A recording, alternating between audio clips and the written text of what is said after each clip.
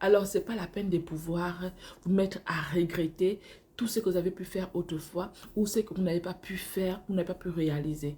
C'est la fin d'année et beaucoup de personnes font des bilans aujourd'hui.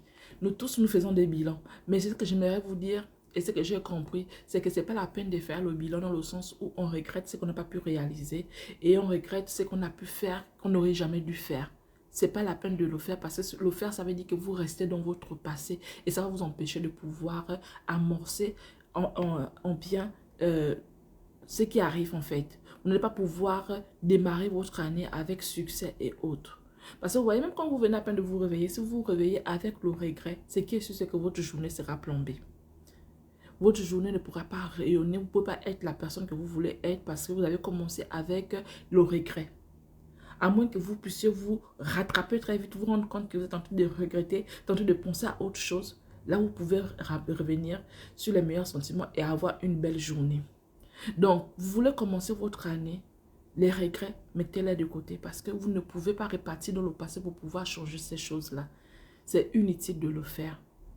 Mais vous pouvez au moins vous dire, ok, voilà ce que j'ai posé comme acte.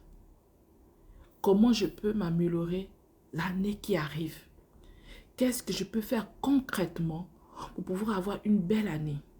Qu'est-ce que je peux faire concrètement pour pouvoir réaliser ce que je n'ai pas pu réaliser? À ce moment-là, vous allez ouvrir votre imagination à d'autres perspectives. Vous allez ouvrir votre imagination à ce que vous voudrez faire maintenant. Ça ne vous renferme pas dans votre passé, mais ça ouvre d'autres perspectives. Et à partir de là, vous pouvez commencer à lister des choses. Bien évidemment, ce n'est pas évident que vous puissiez toutes les réaliser. Ce n'est pas évident que vous puissiez réaliser toutes vos idées. Mais mettez-les quand même quelque part. Et au fur et à mesure que vous allez réaliser les projets que vous allez mettre en place ou vos idées, vous allez vous sentir vraiment agréable. Vous allez vous sentir bien parce que le sentiment d'avoir fait quelque chose va rayonner en vous, va vous faire du bien et va vous pousser à encore faire mieux. Et valoriser ces choses-là que vous faites, valoriser ces petites victoires, ce sont celles-là qui seront le boost de votre personne pour pouvoir avancer.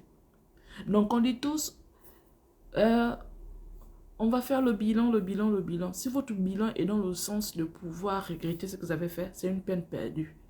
Vous allez refaire les mêmes bêtises pour l'année qui suit. Parce que vous partez déjà avec un mauvais élan. Si votre bilan est de pouvoir vous demander comment je peux améliorer mon année qui arrive, comment je peux améliorer, comment je peux faire, parce que j'ai commencé quelque chose, je n'ai pas pu terminer, je me suis certainement arrêtée à un niveau. Comment je fais pour pouvoir terminer cette chose-là? Eh bien, les choses vont se dérouler dans le sens où vous devez faire des choses pour pouvoir avancer et non rester dans votre passé. Donc, faites attention dans votre bilan, qu'il ne soit pas fixé sur le regret, mais qu'il soit fixé sur comment j'améliore ma vie. À la prochaine vidéo.